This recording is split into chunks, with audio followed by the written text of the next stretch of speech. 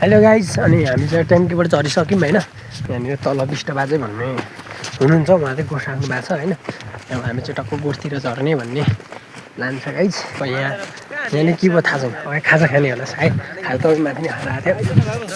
अब यहाँ फेरि खाजा खाने क्रम यहाँले जारी छ। ल दाजु नमस्कार है, ब्लगर आउनुभयो, ब्लगर बिग फ्यान हजुरहरुको। धन्यवाद भाइ, धन्यवाद धन्यवाद हजुरको बिग फ्यान है। तपाईलाई मैले धेरै ठाउँ देखिरहेको थिएँ होइन, यस्तो ब्लग बनाउँदै जानु सबैको उन्नति हुन्छ भन्ने आश राखेको छु मैले। टक्कसँगले अब यहाँ खाजा खाने क्रम जारी छ त गाइज। अनि यताको सिन त्यस्तो छ है।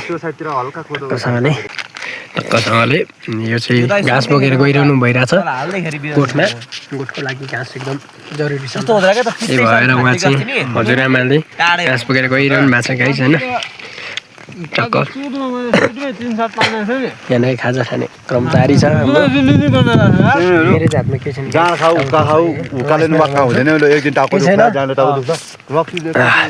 हामी टक्कसँग गोठमा झर्छौँ गाइज। अब एकछिनपछि उहाँ मुनि छ खाल्डोको गोठ, त्यहाँबाट देखेको छैन गोठ है त गाइज। म फेरि गोठमा गएर भेट्छु, फेरि गोठमा गएर उहाँ चाहिँ एकदमसँगले मोही निकालिरहनु भएको छ है। अब हामी चाहिँ टक्कसँगले बसिरहेछन्। यहाँ छ घोडाको काँटी गाइस, यसलाई भन्छ काँटी, यसलाई भन्छ काँटी। अनि यो बाछा पाडा छ यहाँ चाहिँ है टक्कसँगले। अनि अब मोही खान बाहिर निस्किरहेछौँ। ल ल ल हाम्रो अर्को भाइले बवाल गरेर मोही खाइरहेछ। डब्बा खाने गाइस। अब यहाँ ट्याम्केको मोही खाओ केटा हो। मेरो चाहिँ फर्स्ट टाइम केटा टाइम गेम भयो, फर्स्ट टाइम हो। समय चढेछ गाइस, कस्तो दामी मोही छ नि, बवाल छ है। गुड। ओ यार मोही चाहिँ हुनु पर्यो के। खाऊ खाऊ कस्तो दामी छ केटा हो। के लागिरहेछ समय भइरहेछ नि त्यो एकदम। अनि अर्कोलाई बबली भइरहेछ है। मलाई चाहिँ के लागेको छ भन्दाखेरि उहाँहरूको बजु नै आउनु भयो है। अब गोठ राख्नुपर्छ है काम भयो गाइस। यहाँ चाहिँ यो चाहिँ एकदम मुको है, काठको छानो छ यो। यो मैले जुगजुग रहिरहेको छ क्या। यसमा लानु नि एक भाँडा लगेर खानु न। गाइस यसलाई चाहिँ भन्छ कुकुर पाल्ने साङ्लो है।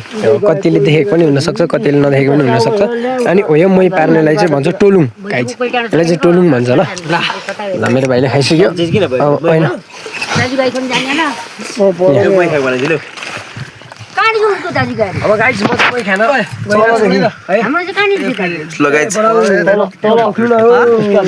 चल्छ आहा लु अझ देखा घुर्यानमा टेस्टी छ नि हैन।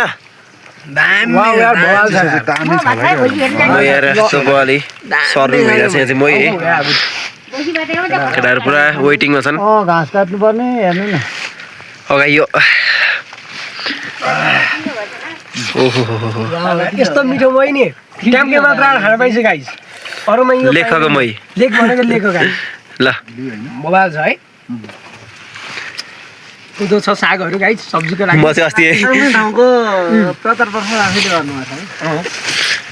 टेम्के साग खोइ अस्ति त पुरै साग थियो यहाँनिर। खान्छ अमिलो छैन, अमिलो छैन छैन अमिलो छ भन्छ। तपाईँले यस्तो हुँदैन भाइ, सबैले खाएपछि खानु पर्यो होइन। पाटको साग यस्तो दामी हुन्छ नि, हेर्नु नि उहाँ यार यो बेग्लै हुन्छ क्या। यो चाइनिज लेग त सस्तै हुन्छ क्या, यहाँको सागै बेग्लै